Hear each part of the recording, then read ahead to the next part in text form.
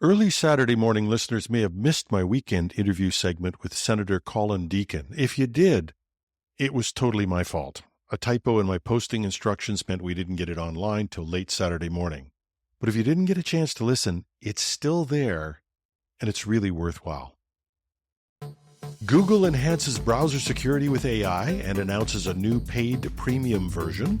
Google users report account lockouts that beat their two-factor authentication. Google blocks California news amid a fight over a journalism payment bill. And Gen Z is ditching Google for TikTok and YouTube searches. All this and more on the Too Much Google edition of Hashtag Trending. I'm your host, Jim Love. Let's get into it. Before we start, I have to say I didn't set out to write an all Google edition. Maybe it's just because of Google's major event last week, but when I evaluated the tech stories over the weekend, these hit the top of the pile. Google is rolling out a major new security enhancement for its hugely popular Chrome web browser used by billions worldwide. At its Cloud Next conference last week, the tech giant revealed it has developed custom artificial intelligence language models specifically trained to detect and block spam, phishing, and other malicious content targeting Gmail users. Deployed late last year, Google says these AI defenses are already yielding big results, catching 20% more spam in Gmail, reviewing 1,000% more reported spam each day, and responding 90% faster to new phishing threats in Google Drive. The company says the AI models are uniquely adept at identifying semantically similar malicious content at a massive scale across the 3 billion Google Workspace users. While highly effective so far, Google says it's very focused on innovating further to tackle the remaining 0.1% of spam and malware that slips through its advanced filters. In a separate move, Google is introducing a new premium version of its Chrome web browser specifically geared towards enterprise users. Called Chrome Enterprise Premium, the paid tier adds enhanced data loss prevention controls as well as deep malware scanning missing from the existing free Chromium browser. While the core free versions will continue to receive general malware and anti-phishing protections, the premium edition aims to provide businesses with an extra level of security and administrative features. The new AI-powered data protection is reported to cost $10 per user per month on top of existing Workspace subscriptions. The launch comes as Google also explores giving all Chrome users much more control over limiting website permissions like access to keyboard, mouse, and other devices. The need was never greater. Another story in Forbes this week reported that a number of users were reporting their two-factor authentication had been bypassed, giving away access to their Google accounts. And how'd they do this? Apparently, hackers don't attack the two-factor authentication process itself, but they employ something called session cookie hijacking.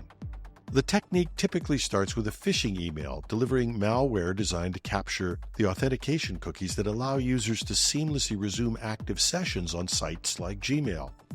If attackers manage to steal these session cookies after a user's logged in, they can replay the cookies to impersonate the legitimate user, tricking the service into letting them bypass any further two-factor authentication prompts. As far as Google systems are concerned, the attacker already has successfully authenticated using the hijacked cookie data. But once they gain access to the account, the hackers can lock the real user out. These attacks are reported to start with phishing lures, most notably recently crypto get-rich schemes, but the attacks also allow potentially leveraging vulnerabilities that expose session cookies or allow session hijacking on unpatched systems. Security experts warn session hijacking remains a critical risk capable of undermining popular multi-factor authentication protections relied on by billions. Remedies include more widespread use of hardware two-factor authentication security keys, as well as shorter lifespans for session cookies to reduce hijacking windows. Major providers are also working on other mitigations, but users remain advised to stay vigilant against phishing and keep software patched to prevent falling victim to these attacks subverting account two-factor authentication. Can you stand one more Google story? In a battle that will seem eerily familiar to our Canadian listeners, Google is now wrangling with California lawmakers. Google has started restricting access to news articles from the state for some users in a hardball tactic against a proposed law that would force the tech giant to pay publishers for content.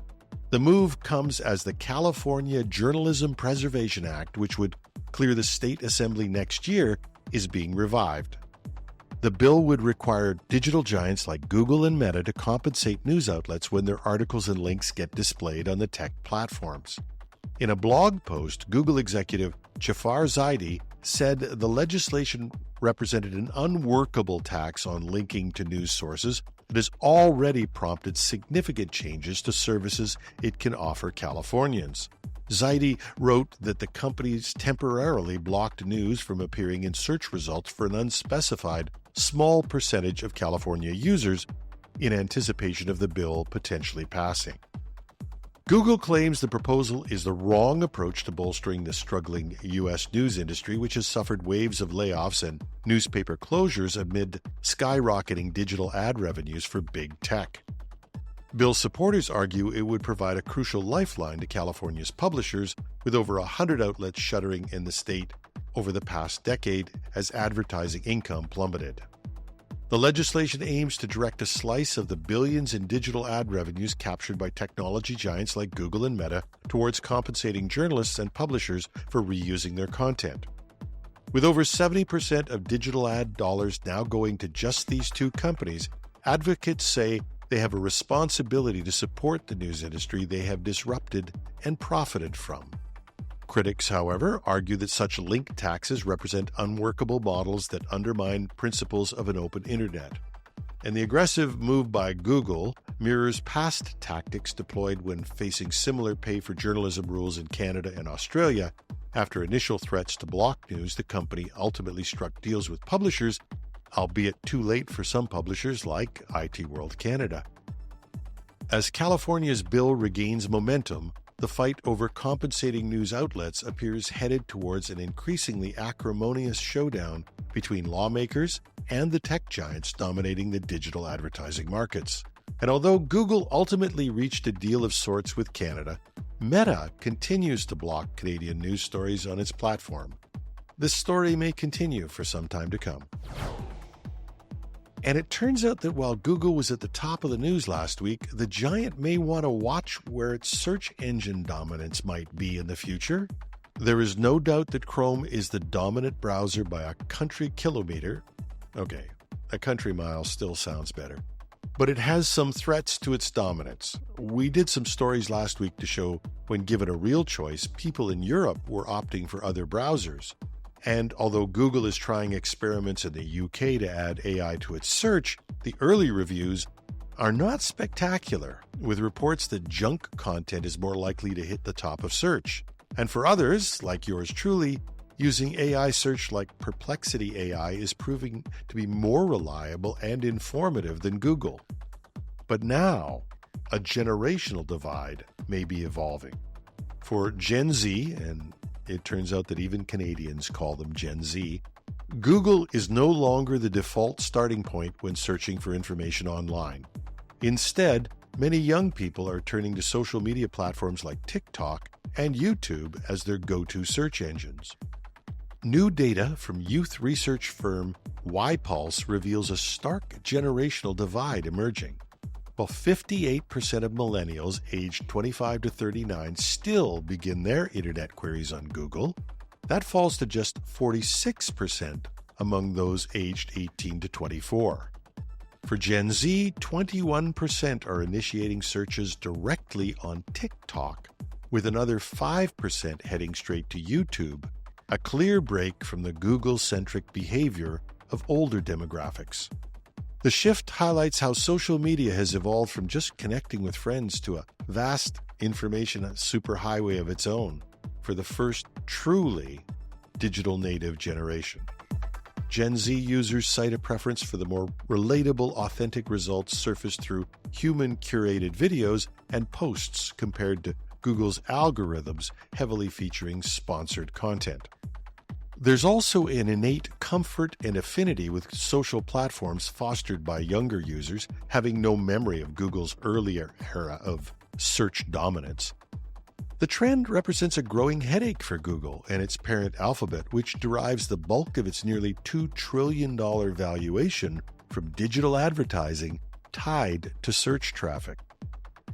In response, Google has rolled out new features aimed at Gen Z, including AI tools to generate more personalized search feeds and better highlighting of social media conversations. However, many remain dissatisfied with the quality of Google results, plagued by excessive ads and search engine optimization tactics. As Gen Z increasingly embraces new search alternatives, established tech giants may be forced to adapt to these changing behaviors, ushering in a generational shift on how information is discovered and consumed online. Picture this. Sometime in the future, somebody born in 1990 will be my age, and they'll mention some 90s rock group. They'll get a blank stare and they'll say, TikTok it. And there can be a world where search is not Google. And that's our show for today. And tomorrow, I promise you, unless the sky falls in with a monumental story, we'll be Google free for the day. I'm your host, Jim Love. Have a marvelous Monday.